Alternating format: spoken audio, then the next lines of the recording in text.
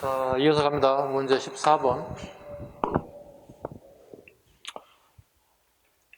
다음에 설명한 무덤 양식에 해당되지 않는 것은? 되게 심플합니다. 돌은 방을 만들고 그것을 통로로 연결한 무덤으로 그의 흙으로 덮어 봉분을 만들었다. 일반적으로 앞방과 널방을 구분하고 벽에 그림을 그려넣기도 하였다. 굴식 돌방 무덤입니다. 이건 고구려에서 처음 했던 양식입니다. 그 결과 백제에도 건너갔고 신라에도 건너갔고 발해에도 건너갔습니다. 굴식 돌방 고구려 양식. 벽화가 존재하죠. 네, 벽화가 존재합니다. 삼국이 전부 다 발해까지도 전부 다 굴식 돌방 무덤이 퍼져나가게 됐다. 자, 보겠습니다. 해당되지 않는 것. 쌍용총, 무용총, 각저총. 각저총은 씨름도가 있는 것입니다. 중국식 한자 표현 방법을 각저를 씨름이라고 얘기합니다. 씨름도라고 분석하면 되겠죠. 장군총. 장군총은 돌무지 무덤이에요. 네. 알다시피 국내성에 존재하고 돌무지 무덤. 형태가 다르죠, 여기요? 완전히 다릅니다.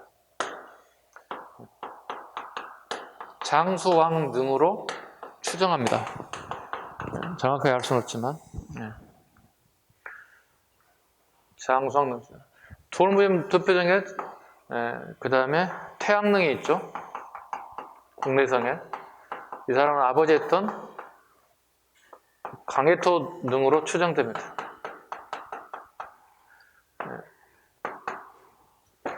이게 백제 초기 무덤과 유사하죠. 네. 백제 초기 무덤과 유사합니다. 그래서 백제인과 고구려인들이 아마 부여족이 일파일 것이다 이렇게 추측하는 것 등이 무덤의 구조와 형태가 비슷하기 때문에 그렇습니다. 답은 4번인데 되게 심플하게 가겠습니다. 벽화까지는 얘기 안 하겠습니다. 벽화까지 하면 되게 복잡해질 것 같아서 벽화를 다 얘기할 것 같아서 벽화 부분은 기본서 부분을 좀 참고해 주시기 바랍니다. 벽화를 다 정리하면 너무 시간이 오래 걸려서. 15번. 다음 중 고려 편찬의 역사전 설명으로 옳은 것은? 자, 옳은 겁니다. 1번 삼국유사는 인종 때 왕명으로 편찬되었다. 삼국유사는 충렬왕 때입니다. 원간섭 초기입니다. 네.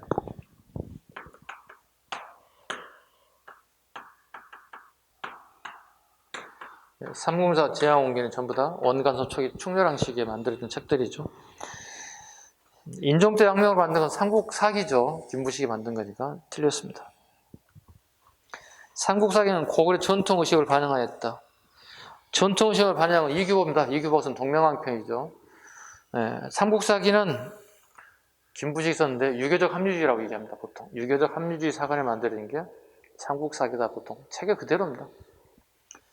3번 동명왕은 당군의 건국 이야기를 수록한 게 아니라 주몽에 대한 얘기입니다. 네.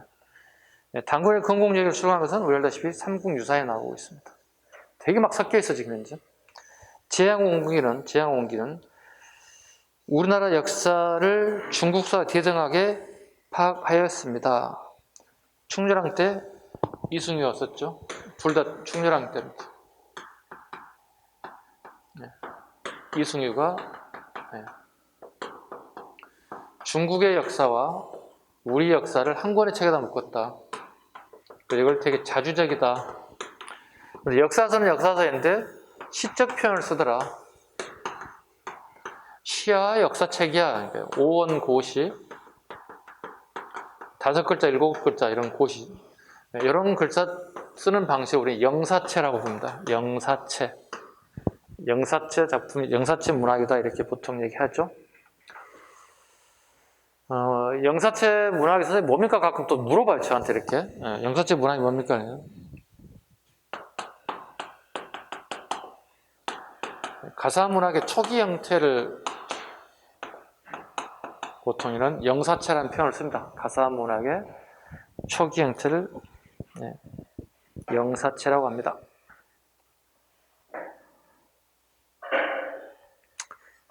가사문학은 설명 안 해도 되겠죠? 여러분 국어 시간 때 배우는 거니까 여러분 저보다 잘 할 거니까. 네. 그 다음에 문제 16번 가보겠습니다. 다음 미출진 그에 대한 설명으로 옳은 것. 그는 송악산 날에 자동의 학당을 마련, 낙성, 대중, 성명, 경업, 조도, 솔성, 진덕, 대야, 대빙, 구제학당 나오네요. 충분히 알만하죠? 채충에 대한 얘기. 채충은 통상 우리가 이제 해동공자로 칭하죠. 해동공자로 칭하였다.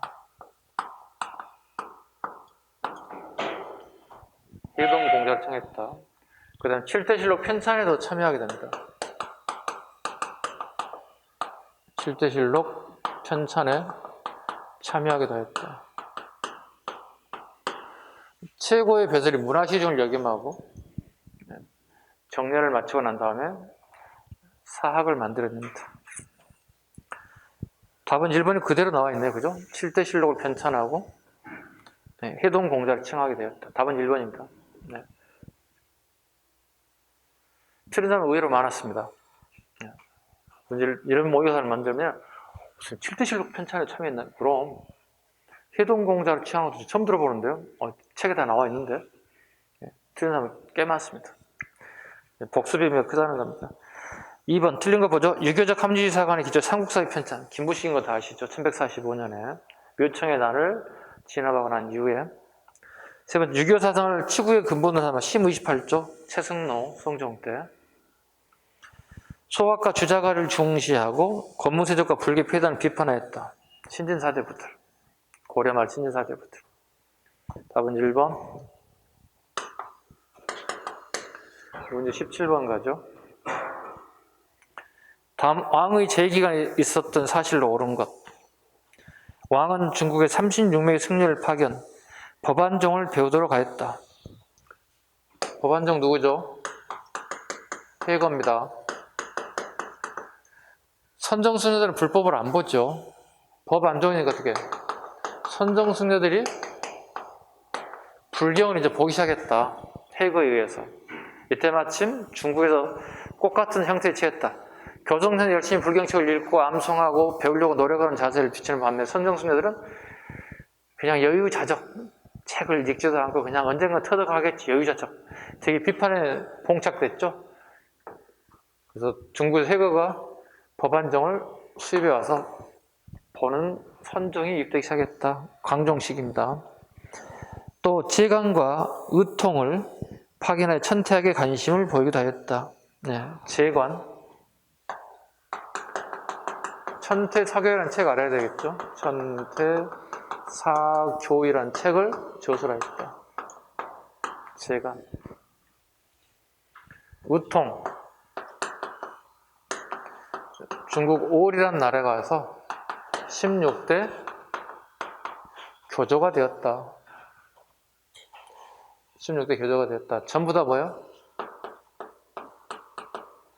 강종 시기에 되게 승려들이 많죠. 해거, 재관, 의통, 앞편에 있던 균여 스님까지 전체가 광종 시기 인물들입니다. 그래서 강종 때 승려만 가지고도 문제 하나 충분히 만들어낼 수 있습니다. 옳은 거 봅시다. 강종 때 시기 사실입니다. 승가제도를 시행했다. 맞죠? 강종 때. 네, 무가는 없습니다. 문과, 승과, 잡가가 이루어지죠. 답은 1번이 되겠죠. 2번 요새가 세운 백년사를 후연하였다. 무신정권. 무신정권. 의천이 국정사를 창간하는 것을 후원하였다. 자기 형 숙종하고 자기 어머니입니다. 살아계실 때 자기 어머니가 후원하죠. 숙종하고 어머니가요. 거란과의 전쟁을 물리치게 초조대장경을 조성하였습니다. 현종 때입니다. 현종 때 초조대장경.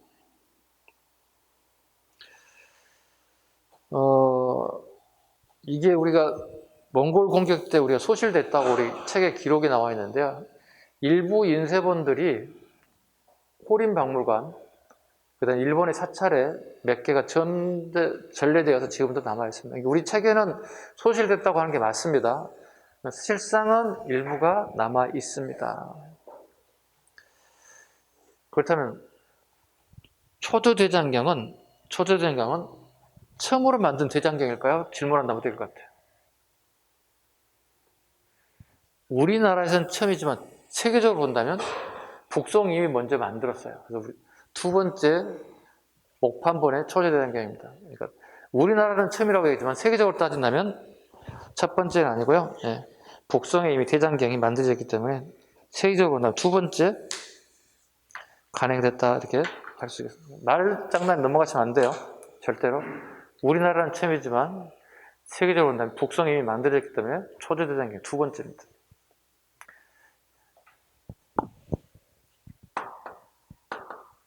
18번 가입니다. 다음 제도의 시행에 대한 설명으로 옳은 것. 6조에서 올라오는 모든 일을 영의정, 자의정, 의정이 중심이 되는 의정부에서 논의하여 합의사항을 국왕에 올려 결재받게 하였다. 일종의 의정부 소사제죠.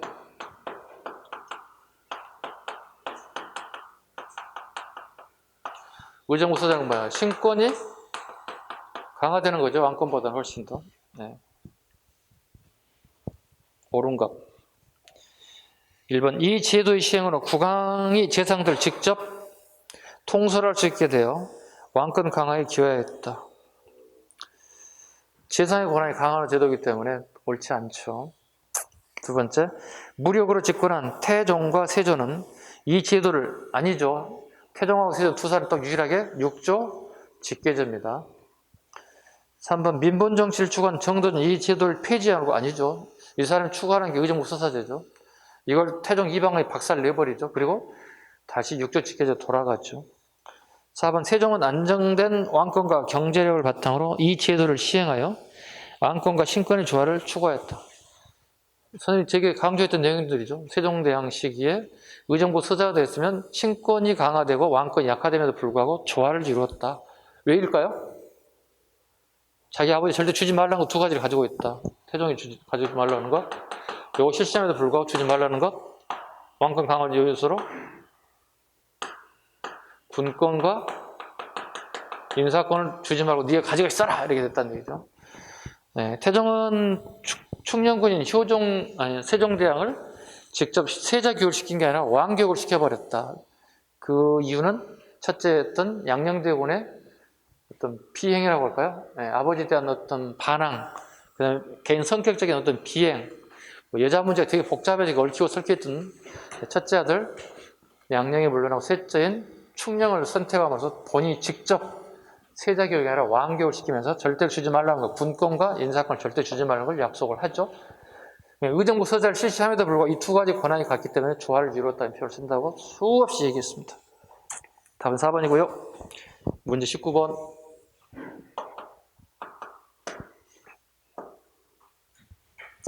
다음 내용과 관련된 왕의 업적으로 옳지 않는 것. 영남이나 선생님 최근에 문제를 만들어낸 문제입니다. 이 문제는요. 그러니까 잘 나오지 않는 문제인데 처음 만든 거니까. 네. 남의 거 뺏긴 것도 아니고 카피한 것도 아니고 순수하게 창작물인 거 잘 봐주시기 바랍니다. 영남이나 호남의 인재를 포섭하기 영남 인물고 호남 저기로 밑줄 그어세요. 두 개 밑줄 그어세요. 영남이나 호남의 인재를 포섭하기 위해서 영남 인물고 호남 저리 등을 편찬. 이 밖에도 뒤에 나올 거예요. 통공정치 추진했다. 금난정을 격파했다. 이것 때문에 우리가 쉽게 문제를 곤란할 수 있겠죠? 누구예요, 이 사람? 정조에 대한 얘기입니다. 그러니까 뒤에 질문이 아니라 앞에 영남 인물과 호남 저기력만 가지고도 문제를 만들어낼 수 있단 말이에요. 잘 보시라고요. 옳지 않은 것. 정약용이 만든 거중기를 통하여 수원화성을 세우도록 하였으며 화성의 정치적 군사적 기능을 부여했다. 10년짜리 공사를 대략 한 2년 좀 넘는 시기에 마무리 공사했다. 거중기라는 걸 이용하게 되면서 되게 빠른 공정 속도를 나타냈다. 두 번째, 왕조의 통치 규범을 정리한 대전 통편 예규문서를 정리한 동문희고 우리나라 때 문물을 정비한 한국 백과사전 동국 문헌비고를 간행하였다. 동국 문헌비고 백과사전이잖아요. 이것은 영조입니다. 영조입니다.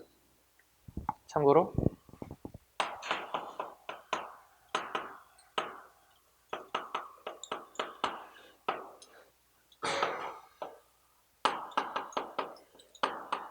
순조 때 중보 문헌비고로 이렇게 업그레이드 된다. 이렇게.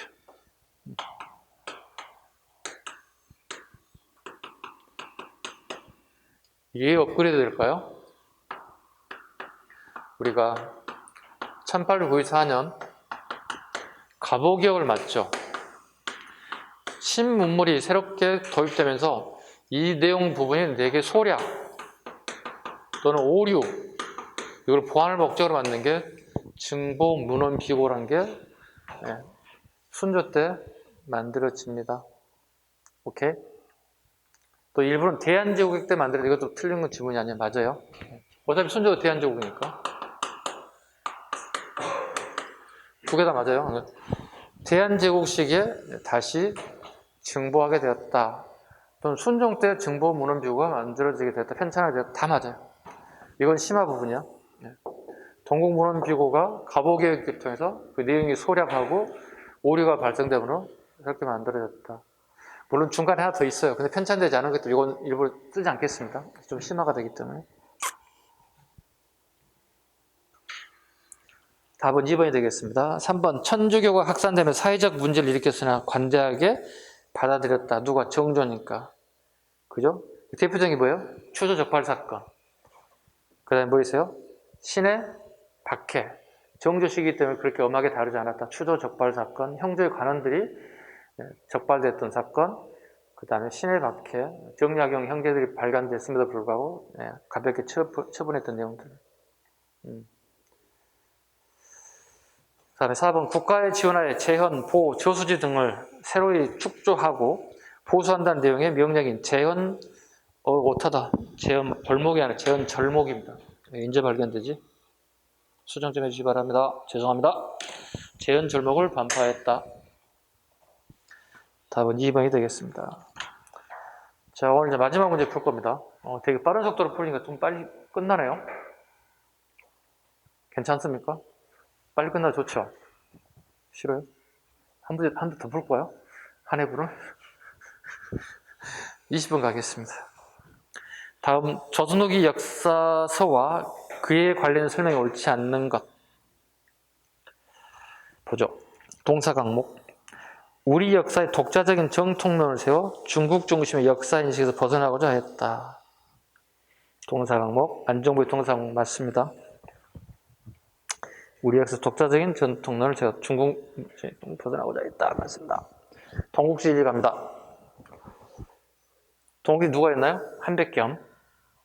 동국시 한백겸. 지명을 통해서 우리 역사를 공부하는 방식이 되게 특이한 방법이었다. 고구려의 영토를 그러니까 지명을 모르는 지명이 나와서 찾아봤더니 우리 한반도에서 고구려 방향 쪽으로 요동 지역으로 널리 퍼져나가는 모습을 보게 되었다.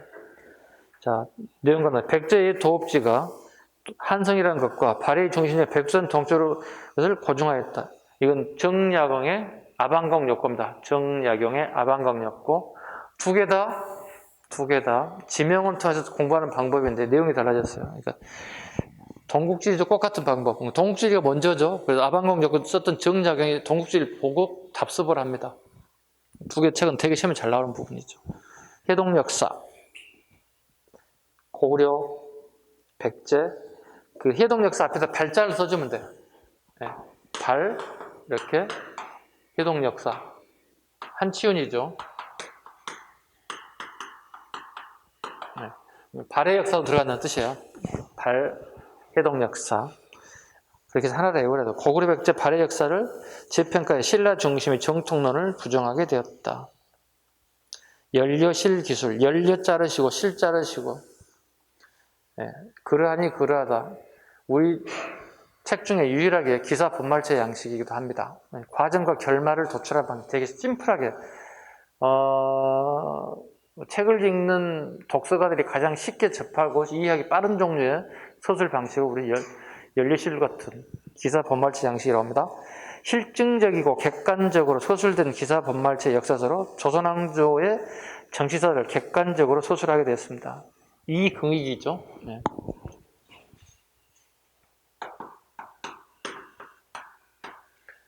연료실 기술. 네. 되게 처음에 잘 나오죠. 연료, 그러하니 그러하다 과정과 결말을 도출하는 방식. 실은 실제 역사, 다르게 표현하면 조선사를 적은 거죠. 기술을 서술했다. 우리 알다시피 조선왕조 실록이 있잖아요. 그게 정사잖아요. 그럼 이거 뭐라 불러요? 야사죠. 개인적인 조선의 역사를 실제를 기록했다. 연료실 기술.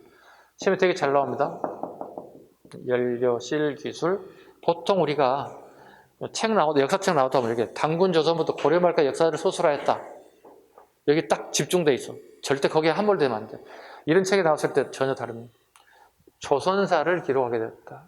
실제 역사, 당대사, 현대사라고 부른다고 기억할 수 있어야 됩니다. 이긍에 대한 책입니다. 답은 2번이 되겠습니다.